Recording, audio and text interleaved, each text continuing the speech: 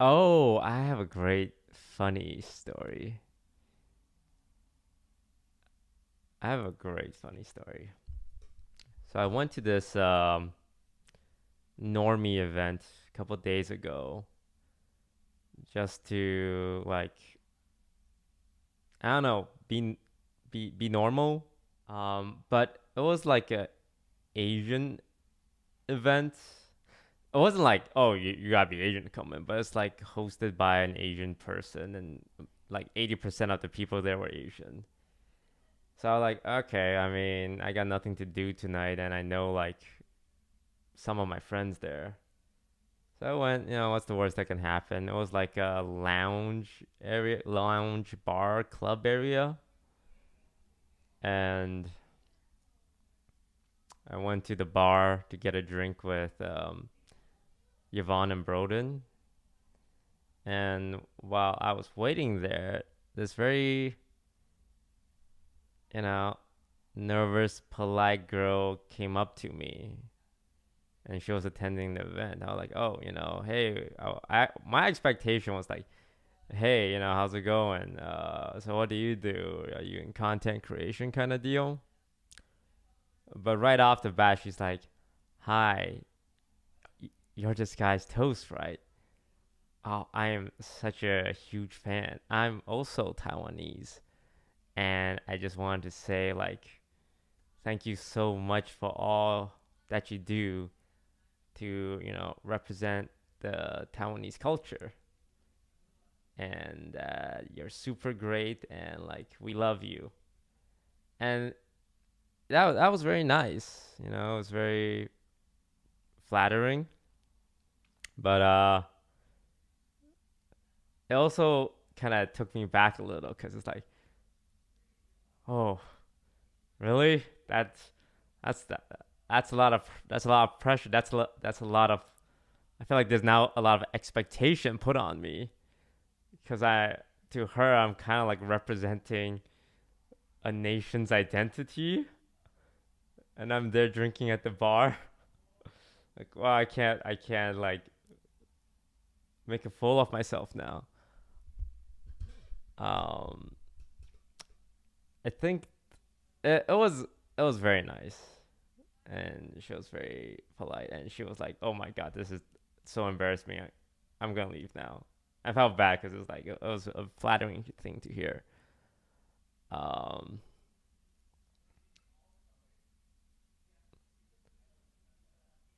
but I feel like she did kind of put me on a pedestal, and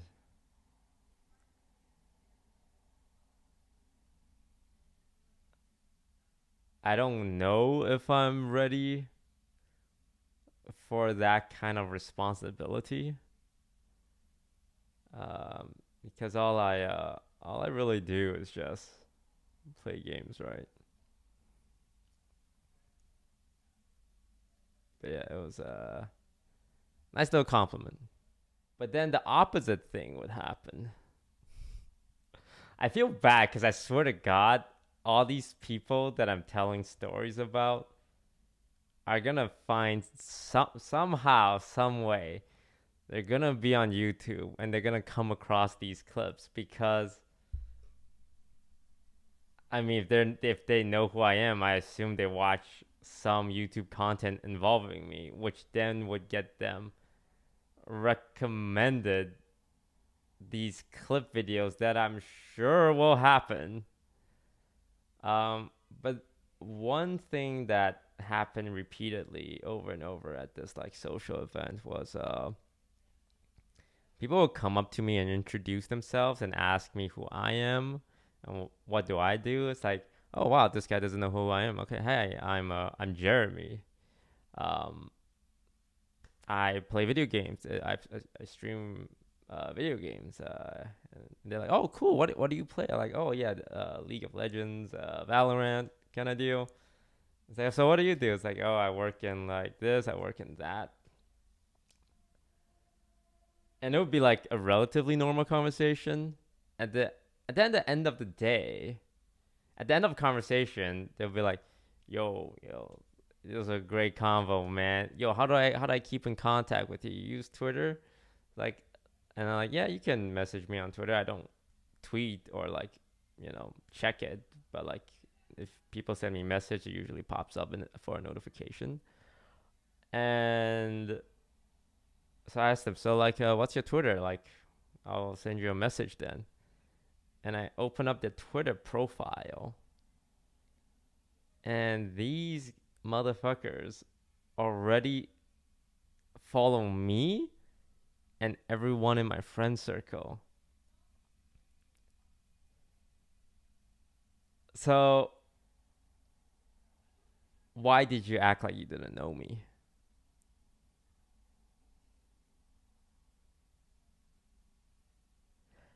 I think the reason is just that they don't want to be like, oh, hey, I'm a fan, bro. I love your shit. Um, or something. So they want to like be like, oh, cool, cool. Oh, streaming? What's that? You're a streamer? Like, tell me more about streaming. Who are you again? Um, yeah, I think they just don't want to start off as a like, oh man, I'm a big fan, bro. I love you, man. Like, I watch all your shit. But I think the problem is when you start off implying you don't know who I am and like you're not aware of what I do. And then at the end of the conversation, it's like, bro, you clearly knew who I was. Like, I appreciate you, like, trying to be cool, but you also kind of lied to me. Um, like, I think the better interactions were just like drunk dudes would be like, yo, man, you're this guy's toes, aren't you? I fucking love your shit, bro. I'm like, I'm in the content creation space, and I think what you're doing is great. Like, that one feels a little more genuine. Um, but the other one, it happened uh quite a few times. Like, if it was just one person, I probably wouldn't tell the story because they're gonna find out it's like, oh, he's talking about me. But it was like six separate occasions. But yeah. So one thing that I realized in those situations, it's really hard because I don't know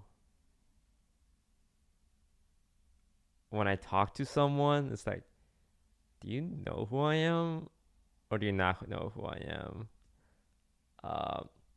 Because it was like in Koreatown, right? There was a lot of like Asian people there. And even at the event, I could just feel eyes, like just staring at me from the corners, like not just girls, but like guys and girls, like groups of guys and like groups of girls and like guys and girls, and like I just start overthinking them. Are they just looking my way now,